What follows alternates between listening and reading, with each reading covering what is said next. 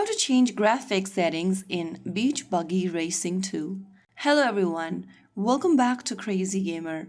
If you're trying to improve gaming performance, fixing lag, or making your racing visuals smoother in Beach Buggy Racing 2, here is how you do it. Launch open the Beach Buggy Racing 2 game on a device, and once you're inside this lobby screen, go to the upper left corner and tap on the gear icon. Once you do that, click on Settings from the top of the screen and then go to the graphics option from the bottom. Select your resolution. If you want to increase your resolution, then increase it from this bar over here. You can also choose the graphics to be normal, detailed, or optimized. After you do that, you can now get back to the game and start playing. You've successfully learned how to adjust the graphics in the game. Now you can enjoy smoother races or stunning visuals depending on your choice. If you found the video helpful, don't forget to like, share, and subscribe to our channel. I will see you again in the next video. Thank you for watching.